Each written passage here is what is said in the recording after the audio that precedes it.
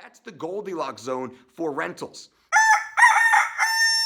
What's up, guys? Mike Dolce here, and I'm going to answer some of your questions. Today on YouTube, Turner asks, I own a small business and am saving to buy a rental property. Would you recommend I buy a commercial building under my company and rent it out, or should I buy a condo for myself and also an Airbnb to rent? Turner, great question, and thank you. Now, in order to give you my most accurate opinion, because that's what this is, I would need to know a little bit more about your business. What do you do specifically? How much does your company earn top end? And what do you take home as profit, bottom end? Now, with that, I might have a better understanding of what your needs are, or really what your financial position is in order to make these type of investments. Purchasing any real estate property is a big undertaking, to which I love. I'm a big fan of investing in real estate for those who are ready to do so. And I'm assuming you are. So now let's take that one step further. You're looking to buy a building to rent out to other businesses, or a building for your business to rent out from your other real estate investing business, or a building for you to buy under your current company and use as your current company and also rent space for other companies to come in. Those are three specific scenarios.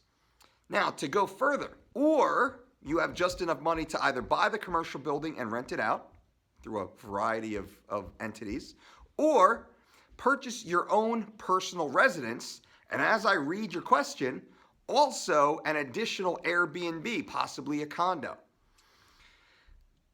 I would need to know your net worth. I would need to know if you already have a primary residence. I'm assuming you don't. So let's play this scenario through. If I'm you and I'm running a successful business, I'm looking to lease the least expensive floor space to optimize my profits with that business. As a human, I'm looking for a secure, stable residence for myself and my family to live. I'm also looking to fix those costs, which means I'm not looking to rent for 1, 2, 3 years and rent 1, 2, 3 years. I'm looking to purchase a property to appreciate in value while also fixing my lifestyle costs. My mortgage doesn't go up, but I don't suggest a mortgage. Let's say, and I'll agree with Dave Ramsey here, that if you have to get a mortgage, only get a 15-year fix, not a 30-year, a 15-year fix. And if you can't afford a 15-year fix, you can't afford to buy a home yet. You're not in that position. Rent as cheaply as you can until you have enough money saved, hopefully to buy your first property with cash. Now, if you're talking about buying a commercial property, you're going to need to put more down, possibly 30% down.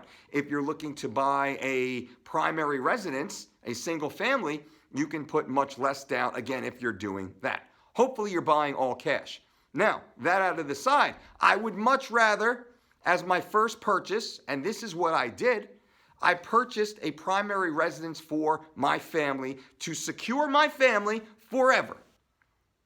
Bought it cash, paid it off, nobody can touch it, pay my taxes, leave me alone. If my business fails, my family still has a place to live. But also, that money is now appreciating in real estate value because I purchased this property with equity already in it because I made a cash offer and closed quick and was very precise and didn't bust chops about incidental cosmetic repairs.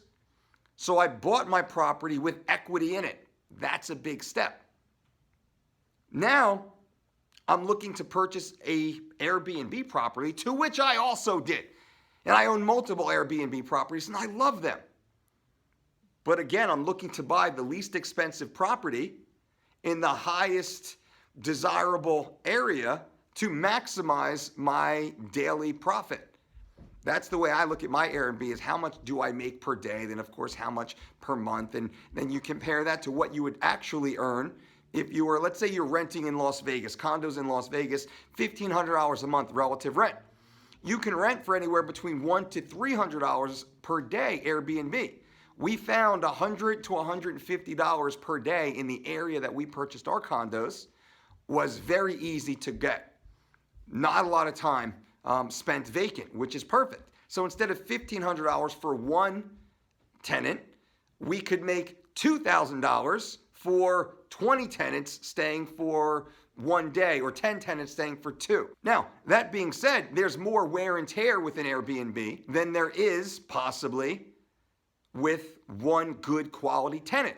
So again, we were looking into condos, very simple hardwood flooring or tile flooring, maybe some inexpensive but quality carpet, and very, nice, sturdy Craigslist big wooden tables and big comfy couches of like a denim type of feel to it. Simple, easy, clean, functional. And then the bed linens and the towels, things like that. You'll go to Target, Walmart, and you'll spend a little bit more money on quality linens, but they're all white, so you bleach them.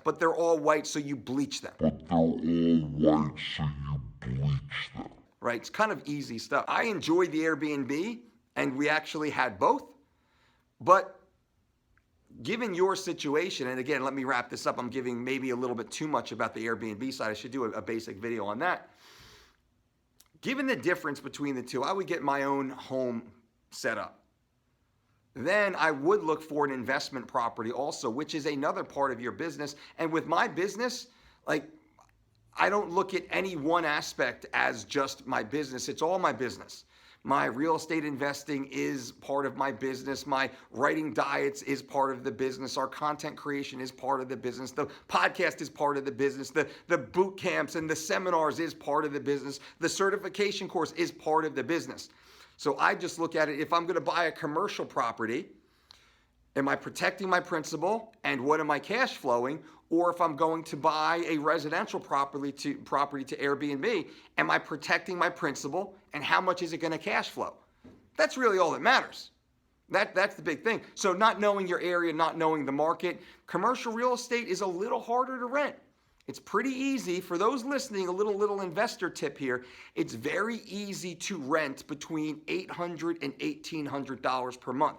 For me, the sweet spot is $1,200 to $1,500 per month for a rental. Why is that? Most of you listening right now probably pay between $1,200 and $1,500, $800 and $1,800. That's the Goldilocks zone for rentals. Now, you want to get a higher end property above $2,000, $3,000, $4,000, $5,000? Sure. But it's going to be a very small percentage of tenants. This ultra low $300, $400, $500, $600 a month properties, there's a lot of tenants there, but there's also a lot of challenges there. Hard to buy a piece of property. I'm fine renting to anybody. But properties that have that type of rental value associated with them are usually in worse areas. So that property itself won't appreciate as much as a property in a slightly higher rental area. I think that makes sense. I hope it does. So that's my answer, Turner. I hope that's helpful. Now, this is what I would do. You're free to do whatever you want to do. That's what I would do. I'm very conservative, but I'm also very aggressive. Conservative in the moves that I make, but I'm very aggressive in making moves, constantly making moves. And this is the way I look at it. This is the way I think about it.